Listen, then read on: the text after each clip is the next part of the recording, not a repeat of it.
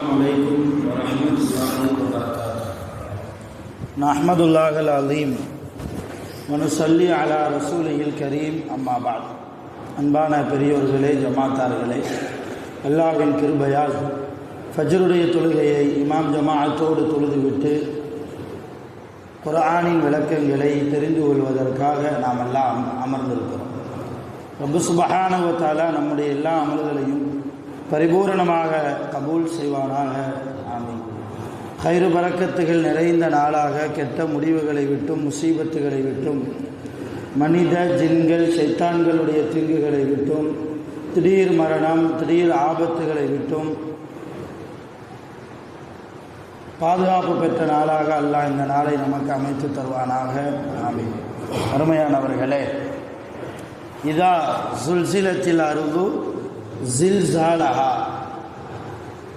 பூமி அசைந்து கொடுக்கிற போது, வ அஹ்ரஜத்தில் அருது அஸ்தாலஹா, பூமி தன்னுடைய சுமைகளை எல்லாம் வெளிப்படுத்துகிற போது, வ காலல் இன்சான், மனிதர்கள் எல்லாம் பூமியை பார்த்து சொல்வார்கள், மாலஹா, இந்த பூமிக்கு என்ன ஆகிவிட்டது என்று மனிதர்கள் கேட்பார்கள் என்று அல்லாஹ் தஆலா கியாமத் நாளில் நடக்கக்கூடிய விஷயங்களில் சிலவற்றை இந்த சூறாவிலே வைத்திருக்கிறார்.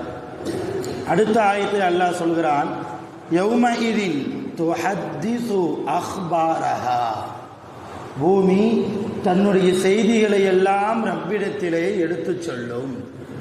பூமி தன்னுடைய செய்திகள் எல்லாம், தன்னுடைய செய்தினா என்ன செய்தி?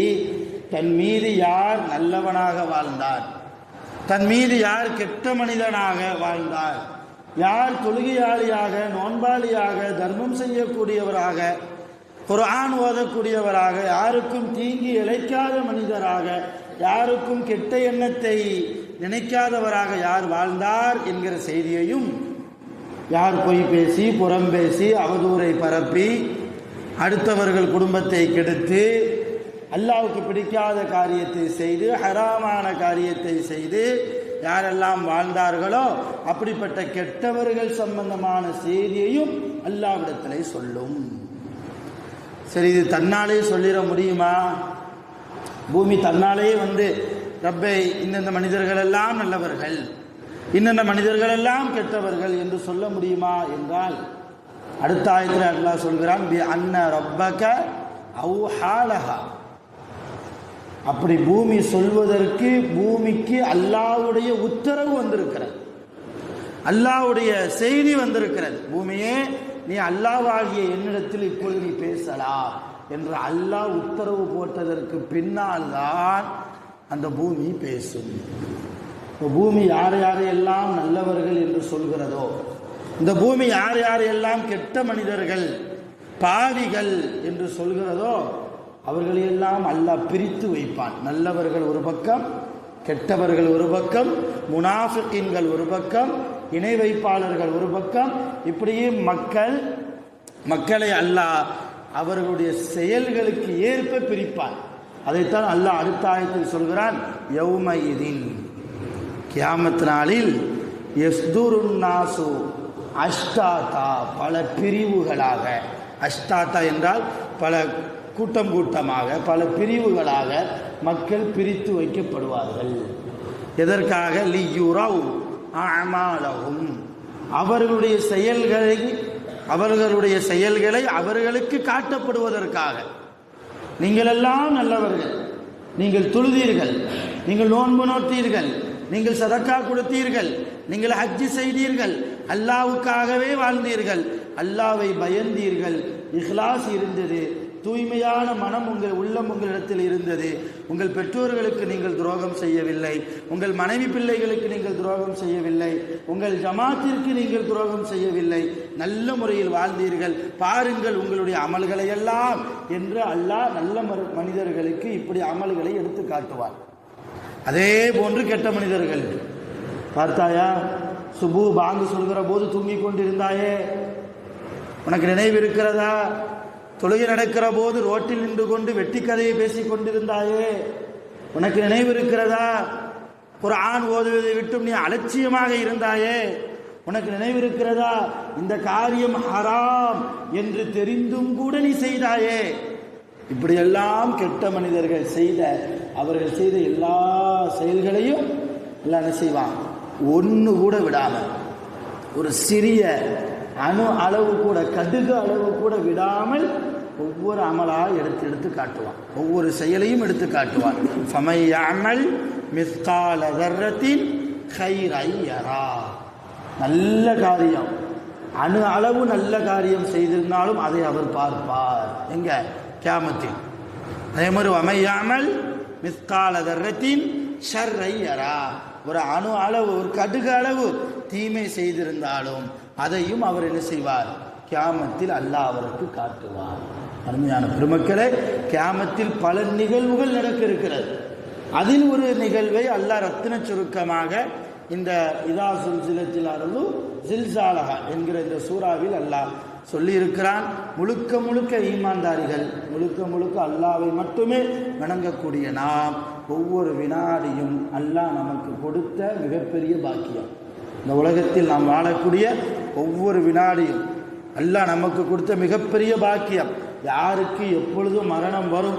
நேற்று இருந்தவர்கள் இப்பொழுது இல்லை, சென்ற வாரம் இருந்தவர்கள் இப்பொழுது நம்மோடு இல்லை. இதுதான் வாழ்க்கை. போன வருடம் நம்மோடு இருந்தவர்கள் இந்த வருடம் ரமலானில், நாம் வரக்கூடிய ரமலானில் இருப்போமா? அல்லாஹ்வுக்கே வெளிச்சம். நிச்சயம் இல்லாத இந்த உலகத்தில் போட்டி பொறாமைகளை விட்டு எல்லோரும் சகோதரத்துவத்தோடு, எல்லோரும் அன்போடு, மிக உயர்ந்த குணத்தில் நாம் எல்லாம் வாழ வேண்டும்.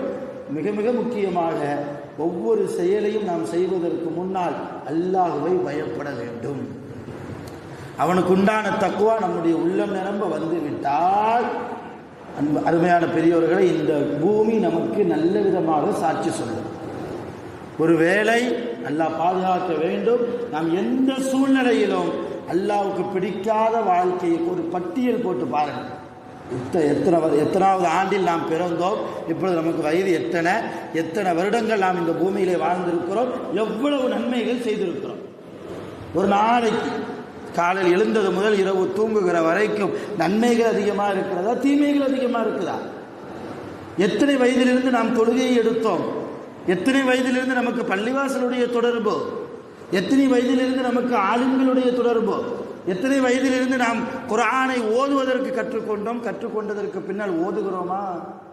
குர்ஆனை ஓதுகிறோமா? குர்ஆன் கியாமத்தில் அல்லாஹ்விடத்தில் அடித்து பேசும். குர்ஆனுடைய தொடர்பில் இருந்தவர்களுக்காக, யா அல்லாஹ், இவரை நீ நரகத்துக்கு போக சொல்லிவிட்டாய், இருந்தாலும் இவர் உலகத்தில் என்னை அடிக்கடி எடுத்து ஓதினார். என்னை அடிக்கடி, எல்லா சூறாவும் வரும் அல்லாஹ்விடத்திலே, யா அல்லாஹ் என்னை ஓதினார், யா அல்லாஹ் என்னை ஓதினார், இவரை இப்பொழுது நீ நரகத்துக்கு போக சொல்கிறாய், என்னை அவர் ஓதிய பரக்கத்தினால் இவருக்கு நீ சுவனத்தை கொடு. ஒன்று இவருக்கு சுவனத்தை கொடு, அப்படி இல்லையா என்னையும் உன் குர்ஆனிலிருந்து எடுத்து. சுப்ஹானல்லாஹ். குர்ஆன் பேசும், குர்ஆனில் அல்லாஹ் வைத்திருக்கிற சூரா பேசும். ஒன்று இவர் என்னை ஓதிய பரக்கத்தினால் இவருக்கு சொர்க்கத்தை கொடு. ஒரு பாவத்தை எல்லாம் மன்னிச்சது, என்னை ஓதிக்கொண்டு இருந்தார், என் தொடர்பில் இருந்தார், அப்படி இவருக்கு சுவனத்தை கொடுக்க மாட்டியா? என்னையும் உன் குர்ஆன் அறிவிக்காத. அல்லாஹ்விடத்தில் அடித்து பேசக்கூடிய ஆற்றலை அல்லாஹ் குர்ஆனுக்கு கொடுத்திருக்கிறான். இப்போ அந்த அற்புதமான ஆற்றல் நிறைந்த அருள்மறை அல் குர்ஆன் எல்லா வீடுகளிலும் ஷோகேஸில் பத்திரமாக இருக்கிறது, இல்லையா? அலங்கார பொருளாக இருக்குது. அது அலங்கார பொருளா? குர்ஆன் என்பது வாழ்க்கையின் தத்துவம், நம் வாழ்க்கைக்கு வரணும். அதை எடுத்து அடிக்கடி புரட்டணும், அடிக்கடி எடுத்து பார்க்கணும். நிறைய வாலிபர்களுக்கும் நிறைய பெரியவர்களுக்கும் இன்றைக்கு குர்ஆனை உச்சரிப்பாகவே ஓத தெரியாத நிலைமையில் மௌத்தாகிறோம். கைசேதம், மிகப்பெரிய கைசேதம். இன்னும் சொல்ல போனால் நமக்கு அது கேவலம். நமக்காக அருளப்பட்ட குர்ஆன் மனித குலத்திற்கெல்லாம் வழிகாட்டி, முஸ்லிம்கள் மாத்திரமல்ல, முஸ்லிம்களுக்கு மாத்திரமல்ல, மனிதர்களாக இருக்கக்கூடிய எல்லா மனிதர்களுக்கும் உலக பொதுமறை அல் குர்ஆன் தான். அப்படி மனிதர்களுக்கெல்லாம் வழிகாட்டியாக அல்லாஹ்விடத்தில் இருந்து நமக்கு வழங்கப்பட்ட குர்ஆனை நாமே ஓத தெரிந்து கொள்வதற்கு முயற்சிக்கவில்லை என்றால், உண்மையான பெருமக்களை, கவலையோடு யோசிக்க வேண்டும். இனி வரக்கூடிய காலகட்டங்களில் நம்முடைய செயல்பாடுகளை சரிபடுத்துவோம். நற்செயல்கள் செய்து கொண்டிருந்தால் இன்னும் அதிகமாக அல்லாஹ்வுடைய தொடர்பில் இருப்போம், ரசூலுடைய தொடர்பில் இருப்போம், பள்ளிவாசலுடைய தொடர்பிலே, தொழுகையில் தொடர்பிலே, துஆவுடைய தொடர்பிலே இருப்போம். அல்லாஹ் ஜல்லஷானஹு வ தஆலா நல்ல மனிதர்களாக வாழ்வதற்கு அல்லாஹ் அருள் புரிவானாக. யாரை பற்றியும் புறம் பேசாமல் குறை பேசாமல் வாழ்வதற்கு அல்லாஹ் அருள் செய்வானாக. உலகத்தில் வாழ்கிற போது நோய் நொடிகளை விட்டும் ஆஸ்பத்திரி செலவுகளை விட்டும் அல்லாஹ் நம் அனைவர்களையும் பாதுகாப்பானாக. நம்முடைய வாழ்க்கையில் ரப்பல் ஆலமீன் முழுமையான பரக்கத்தையும் ரஹ்மத்தையும் செய்து தருவானாக. நம்முடைய ஆயுளை அல்லாஹ் நீட்டி தருவானாக. ஆஃபியத்தான வாழ்க்கையை வாழச் செய்வானாக. தக்வா உள்ள வாழ்க்கையாக, இஹ்லாஸ் உள்ள வாழ்க்கையாக நம்முடைய வாழ்க்கையை அல்லாஹ் ஆக்கி அருள் புரிவானாக. ஆகிர் தஅவானா அனில் ஹம்துலில்லாஹி ரப்பில் ஆலமீன். சுப்ஹானல்லாஹி வ பிஹம்திஹி சுப்ஹானல்லாஹி வ பிஹம்திஹி அஷ்ஹது அன் லா இலாஹா இல்லா அன்த அஸ்தக்ஃபிருக வ அத்தூபு இலைக். ஆமீன். சுப்ஹானல்லாஹி வஸ்ஸலாமு அலல் முர்ஸலீன் வல்ஹம்துலில்லாஹி ரப்பில் ஆலமீன். ஸல்லல்லாஹு அலைஹி வஸல்லம்.